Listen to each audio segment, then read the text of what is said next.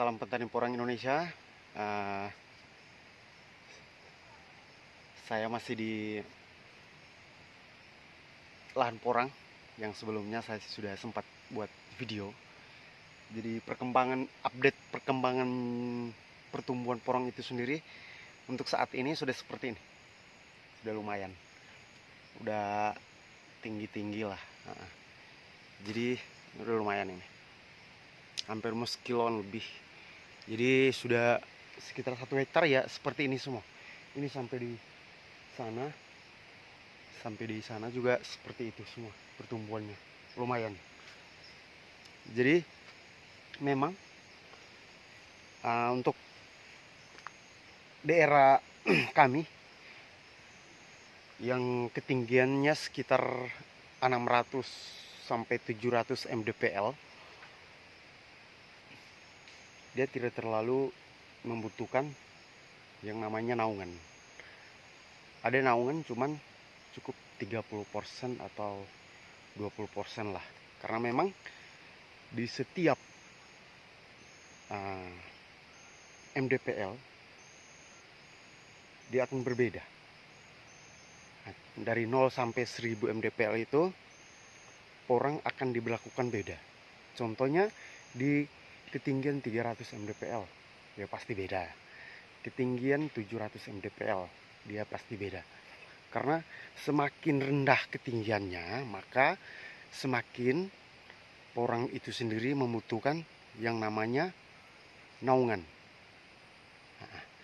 Semakin tinggi juga mdpl-nya atau meter di atas permukaan laut itu, maka porang tidak terlalu banyak membutuhkan naungan. Karena memang namanya semakin tinggi, hawanya semakin dingin, kemudian dia tidak terlalu membutuhkan yang namanya naungan. Jadi selain mdpl juga ada yang namanya pH tanah. pH tanah itu keasaman tanah. Karena keasaman tanah normalnya itu 6,5 sampai 7. Ya, 6,5 sampai 7 untuk pH tanahnya. Sehingga di situ perkembangannya porangnya baik, kemudian percepatan untuk pertumbuhannya juga baik, dan jangan lupa dalam menanam porang juga dia yang membutuhkan yang namanya pupuk, tapi pupuk organik. Saya sarankan jangan yang kimia. Karena apa? Tanaman porang ini kan lagi ngeter-ngeternya. Jadi kita jaga yang namanya kualitas. Di pasaran China, pasaran Jepang itu mereka sangat membutuhkan kualitas porang. Sehingga keberlangsungan mulai dari penjualan itu tetap diminati. Kalau pupuk yang lebih banyak kandungan porang yang lebih banyak kandungan kimianya, yang jelas pasaran China, pasaran Jepang tidak mungkin terima. Dalam arti mereka butuh yang masih alami. Tapi kita masih bisa pakai untuk pupuk organik, karena memang pupuk organik itu efeknya tidak ada untuk yang negatif, karena memang dia tidak terbuat dari bahan-bahan kimia. Kemudian pupuk kompos ini kan sangat dibutuhkan juga, karena memang untuk pertumbuhannya sangat bagus. Dan saya sarankan jangan pakai pupuk kimia. Bisa pakai pupuk-pupuk cair yang di toko, tapi pupuk-pupuk organik seperti Om Nasa, Om Eko Farming, kemudian Pionasa, Hormonik bisa. Kemudian pokoknya pupuk-pupuk yang bahan organik lah. Kalau anorganik sih disarankan tidak usah lah, karena memang selain merusak tanah itu sendiri, kemudian dia juga bisa menurun kualitas dari bahan yang dibutuhkan, dalam hal ini porang. Jadi ini hampir satu kebun semuanya sudah tumbuh seperti ini semua. Nah, jadi ini di belakang saya ini sudah rimbun. Memang pohonnya sudah agak tinggi-tinggi. Intinya perawatan ini sudah. sudah semua, hampir 1 hektaran setumbuhnya sudah segini. Cuman yang sebelah situ saya belum bersihkan gulmanya sampai di atas ujung, belum bersihkan gulmanya karena memang saya petani pemula, kemudian kita harus menyewa orang untuk menyiangi gulma.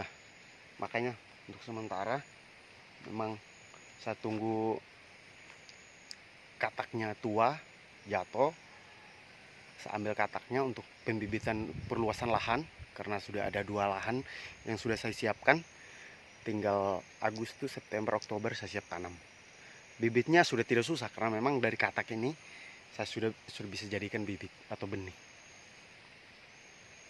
Kemudian sistem pengolahan lahan juga sangat dibutuhkan dalam bertani porang, karena kita tidak bisa, yang namanya tanaman itu kan mereka juga punya kebutuhan-kebutuhan tertentu, mungkin kalsiumnya, mungkin sulfatnya, fosfornya. Jadi mereka juga sangat membutuhkan seperti kita manusia yang ada vitamin dan lain sebagainya. Jadi ini di lahan porang yang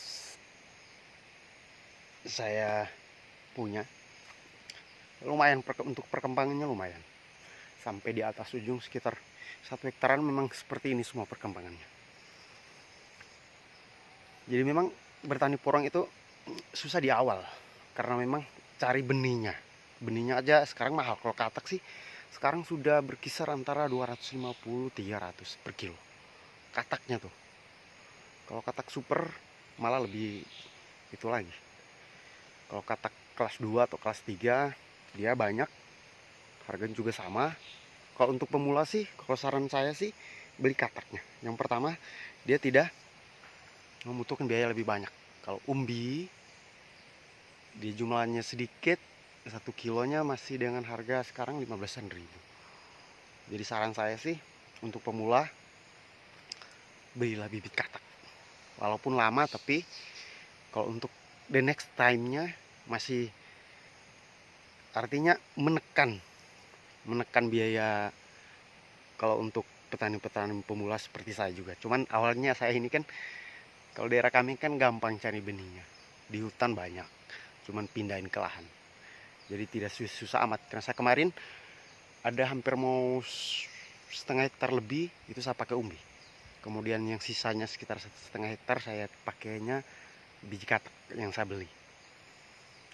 Kemudian untuk biji katak ini yang jelasnya saya tidak jual, karena memang sudah ada 2 kebun yang saya sudah persiapkan lahan. Tinggal Agustus, September, Oktober itu saya sudah mulai tanam lagi untuk musim berikutnya. Nah, jadi memang susahnya di awal. Kalau untuk petani porang susahnya di awal, karena untuk tahun-tahun berikutnya kita sudah punya benih sendiri. Bahkan kita bisa jual. Yang paling pertama itu biji katak, karena mahal biji kataknya. Sekilo sekarang sekitar 250.000. Jadi itu saja. Nah, nanti saya juga akan tunjukkan lahan berikutnya yang saya sudah siapkan untuk musim ini, musim depan. Artinya musim depan, karena dia kalau porang itu hitung 1 musim, bukan 1 tahun loh. 1 musim itu hanya 6-8 bulan. Nah, mulai dari dia tumbuh sampai dia dorman. Nah, jadi baik, terima kasih, itu saja. Salam petani porang Indonesia, salam sukses. Ini yang lahan yang saya sudah siapkan, tapi saya sudah tanam sebagian. Ini dari bibit cabutan. Sebenarnya tanam dari bibit cabutan itu tidak baik, cuman karena memang ini tumbuhnya di hutan, daripada hilang atau kalau kebetulan kita lewat dapat ya, biasanya saya cabut kemudian pindahin ke lokasi. Karena memang di sini hampir semua orang pemburu bibit porang, karena memang carinya susah. Ini lahannya yang saya sudah siapkan.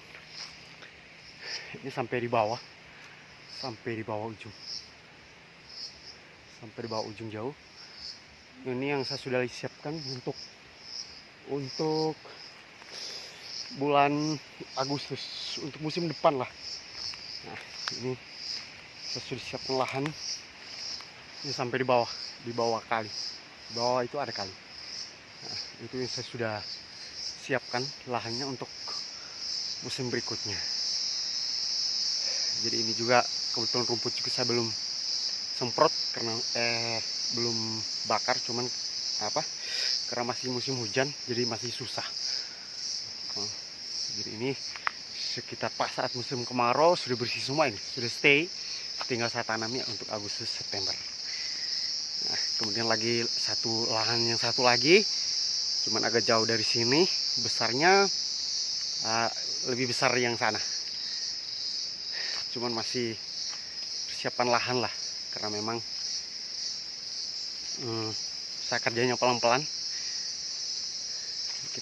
Namanya petani pemula, kendalanya di biaya.